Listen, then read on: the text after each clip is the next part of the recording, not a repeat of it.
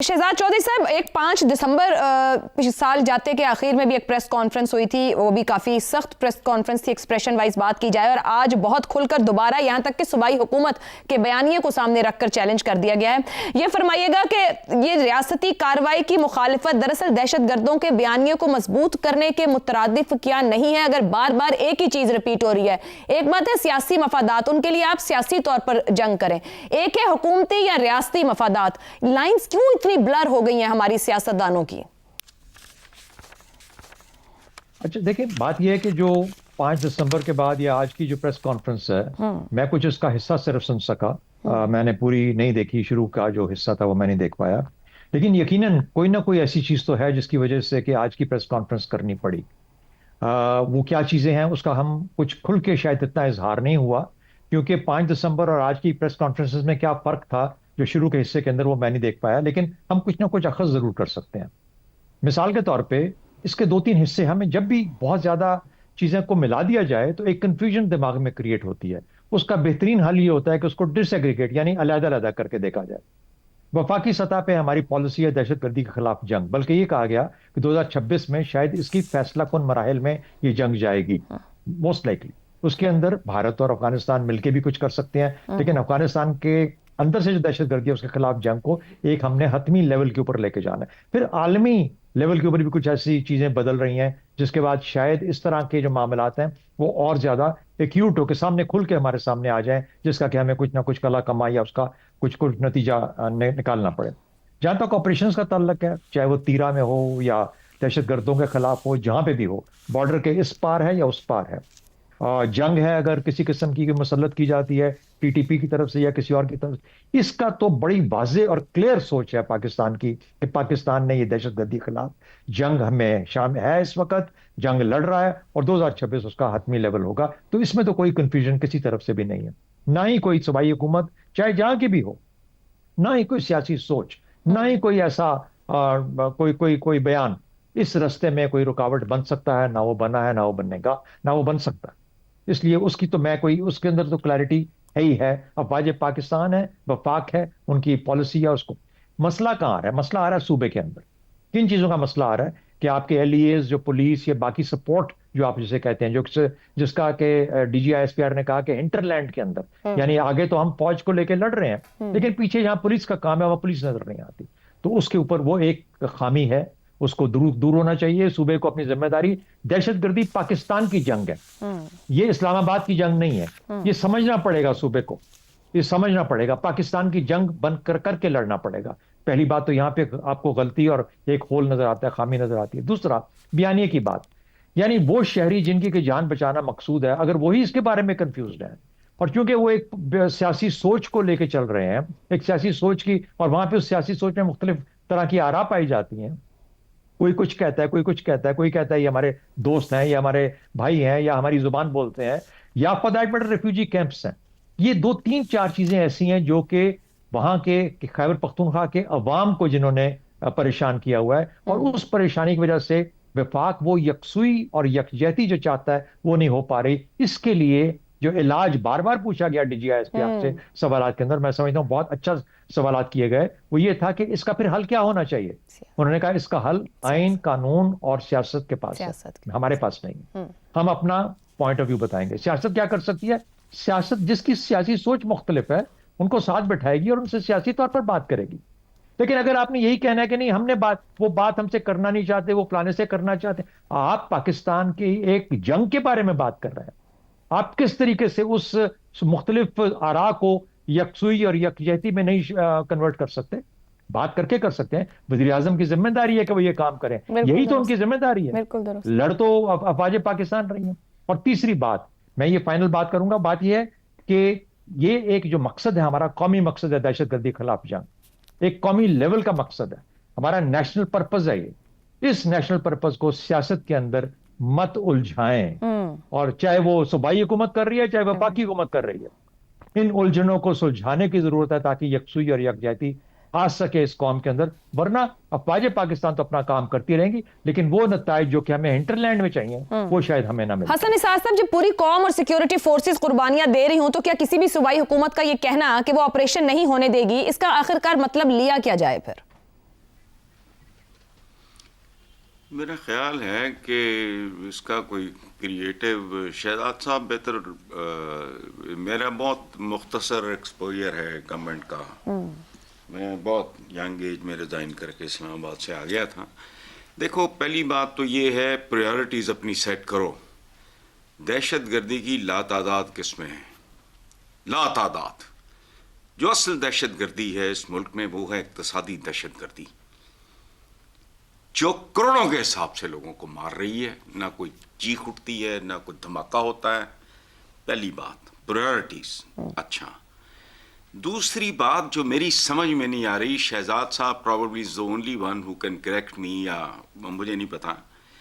मुझे एक बात बताएं, जिनका मुल्क है उनके सामने सूबे का चीफ मिनिस्टर बिठाओ, हुकूमती नुमाइंदा बैठे, पाकिस्तान के अवाम को 2 दिन का, 4 दिन का, 3 दिन का कि इतने बजे ये मुकालमा होगा, लोगों का रद्द-ए-अमल फैसला दे देगा आपको। What is the problem?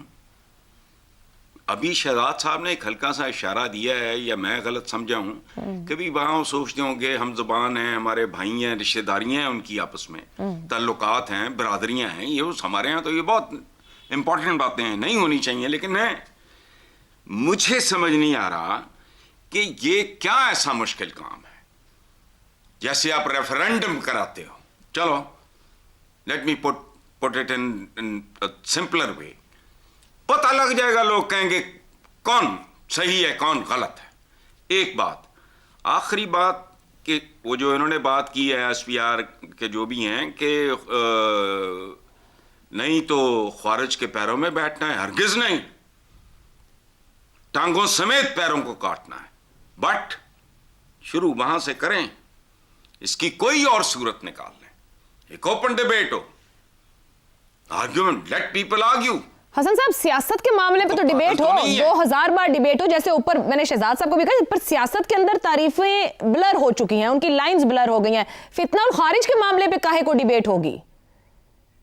उस पर तो क्लैरिटी होनी चाहिए। सुभान अल्लाह भाई, क्या नहीं क्लैरिटी क्या है? उनका पॉइंट ऑफ व्यू तो सुने ना भाई, मुझे तो नहीं पता। वो अगर एडमेंट हैं, इतना वो दुम पे खड़े हैं, तो कहने को कुछ तो होगा ना उनके पास। और अगर किसी चीज की रिवायत नहीं है तो नई रिवायत डाल लो, कौन सी क़यामत आ जाएगी? रेफरेंडम है, मेरी समझ से बाहर है कि वो पागल हैं, तो फिर उनको फायरिंग स्क्वाड के आगे खड़ा करो। भाई उनका आर्गुमेंट तो सुनो, लेट पीपल डिसाइड कि यार किसकी बात में ज्यादा वजन। ठीक, सादा सी बात है, दुरुस्त हो गया, रेफरेंडम टाइप चीज करा लो, ठीक हो गया। हर सूबे का। देखो इस मामले में मेरा एज अ पंजाबी और वो होगा हमारे यहाँ, वो जाहिर है जिस तन लागे वो तन जाने। फ्रंटियर के लोगों का अपना फ्रंटियर, कह रहा हूँ केपी जो भी है, पर सबसे ज्यादा सफर भी तो हसन साहब, सबसे ज्यादा सफर भी तो खैबर पख्तूनख्वा ने किया है ना, 2006-7 से भी शुरू कर लें। जी मैं तो यही अर्ज कर रहा हूँ, अगर सफर उन्होंने सबसे ज्यादा सफर उन्होंने किया है, कर रहे हैं, तो भाई उनका आर्गुमेंट सुन लो।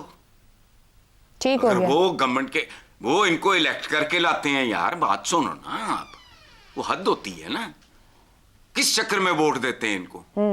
सफर भी वो कर रहे हैं, वोट भी वो दे रहे हैं। यानी मेरे जैसा नाइव बंदा जो बिल्कुल ही बहुत ज्यादा तन्हाई पसंद जिंदगी गुजारता है, मुझे नहीं पता भाई, मेरा एक्सपोजर नहीं, मैं जिंदगी में 5-7 दफा गया हूँ कोर्ट, अभी मैं ज्यादा गया हूँ, मेरा मुझ पे केस था तो मेरी मजबूरी थी, अदरवाइज मैंने क्या करने जाना है? ठीक हो गया। How do I know, how can I pass a judgement? जी आमिर अहमद खान साहब, बहुत से सवालात उठाए गए डीजी ISPR की जानिब से सूबाई हुकूमत के बयानिए को चैलेंज करते हुए। यह भी कहा गया कि क्या सवात जैसे खून रेज माजी को याद दिलाया उन्होंने कि क्या हालात सूरत हाल बनी और फिर किस तरीके से सॉर्ट आउट हुआ। ये एक इंतबाह है याद दिलाना, या आने वाले किसी खतरे की वाज़ेह निशानदही? अच्छा, अगर तो ये पिछले साल दिसंबर में इतनी लंबी प्रेस कॉन्फ्रेंस और इन्हीं नुकात के ऊपर हुई होती तो शायद मैं उसे महज एक तज्जिया समझता, या साल कैसे गुजरा उसका एक कहा था। समझता। लेकिन जब साल के शुरू में इस तरह की बातें हों, इस लहजे के अंदर हों और इतनी तफसील में हों, तो मेरा ख्याल है वो किसी इरादे की निशानदेही करता है। अब वो इरादा भी उन्होंने कोई ढका छुपाया नहीं है कि अगर उन्होंने कहा कि जहाँ तक डिप्लोमेसी काम करती है हम डिप्लोमेटिक चैनल्स पर सू करेंगे, लेकिन जहाँ हमें ताकत का इस्तेमाल करना पड़े हम बिल्कुल नहीं चूकेंगे और हम ताकत का इस्तेमाल करेंगे। सो इरादे में भी कोई शक नहीं है। आई थिंक कि जो एक प्रॉब्लम मैंने ये जितनी भी सुनी है, मेरे जहन में एक प्रॉब्लम जो आइडेंटिफाई हुई है वो ये कि जो भी अगला कदम, जो भी फैसला होगा उसकी ओनरशिप कौन लेगा। क्या वो पाकिस्तान की वफाकी हुकूमत, जिनका बार बार उन्होंने जिक्र किया, उन्होंने आइन के उस शिक का भी हवाला दिया जिसके तहत वफाकी हुकूमत फ़ौज को अपनी मदद के लिए बुला सकती है, तो क्या वफाकी हुकूमत इस चीज़ की ओनरशिप लेगी कि अगर केपी की में जो हुक्मरान जमात है वो अपनी एक इंतहाई महदूद सियासत के अंदर इस कदर धंस चुकी है कि उसको पाकिस्तान नज़र आना शायद बंद हो गया हुआ है, शायद उनकी निगाह सिर्फ अडियाला तक महदूद हो गई हुई है। अगर वो अपनी इस रविश से नहीं हटती है तो फिर केपी के मामलात को संभालने के लिए, सुधारने के लिए, और ये कोई मामूली चीज़ नहीं है जिसकी तरफ उन्होंने इशारा किया कि 80% तक दहशतगर्दी के वाक़यात जो हैं वो सिर्फ केपी में हो रहे हैं, तो उसको संभालने के लिए जो फैसला करना पड़ेगा उसकी ओनरशिप क्या वफाकी हुकूमत लेगी या नहीं लेगी। सो आई थिंक उन्होंने सबसे पहले, इससे पहले कि दूसरी सियासी जमातों को इंगेज किया जाए या उनसे कोई बात की जाए, आई थिंक कि वो जो वन पेज के ऊपर हैं सारे के सारे, उनके लिए ये डिबेट खोल दी है कि क्या आप मुश्किल फैसलों की ओनरशिप लेने को तैयार हैं, और अगर हैं तो हमने अपनी तरफ से वाज़ह कर दिया है कि हम तो इस रास्ते पर चलने को, अगर हमें और कोई रास्ता नहीं नज़र आया तो हम तो तैयार हैं। So I think it was a very very significant press conference. Aamir sahab, इसके अंदर कुछ अल्फाज का इस्तेमाल भी, जैसे मैं ऊपर बात कर रही थी, पॉलिटिकल क्रिमिनल टेरर नेक्सस, सब कुछ मिलाकर मुकम्मल तौर पर बांध दिया जाए, जैसे कहा जाए वहां की हुकूमत को या उसके बयानिए को। क्या सूबाई हुकूमत की तरफ भी कोई जिम्मेदारी यहां बनेगी कि वो दहशतगर्दों के खिलाफ कार्रवाई को फ्रंट से रियासत के साथ खड़े हों, या फिर उनका ये मुफाहिमत का तासुर देना सिर्फ अपने सियासी बयानिए को बचाने की कोशिश है? नहीं, देखिए आयशा, ये तो एक बड़ी ऑब्वियस सी चीज़ है ना कि वो कहते हैं ना कि जुल्म को देखकर खामोश होने वाला भी जालिम का साथी ही कहलाता है, राइट।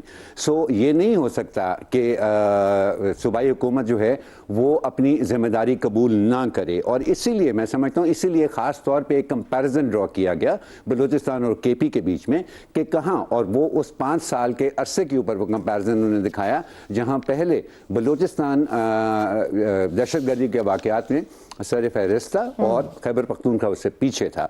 लेकिन क्या हुआ इन 5 सालों के अरसे के अंदर कि खैबर पख्तूनख्वा कहीं आगे चला गया, उनकी 50% के आसपास आगे वहाँ पे दहशतगर्दी के वाक़यात बलूचिस्तान, जो कि खैबर पख्तूनख्वा की निस्बत मुश्किल है, ज़्यादा मुश्किल है पुलिस करना, इलाका भी ज़्यादा मुश्किल है, आबादी क्योंकि बहुत कम और बिखरी हुई है, इसलिए वहाँ पर इफेक्टिव ऑपरेशंस करना भी केपी के मुकाबले में बहुत ज़्यादा मुश्किल है। लेकिन फिर भी ये कंपैरिजन ड्रॉ किया गया सिर्फ ये चीज़ को वाज़े करने के लिए कि ये जिम्मेदारी सूबाई हुकूमत कबूल करती हुई और उसको निभाती हुई नज़र नहीं आ रही।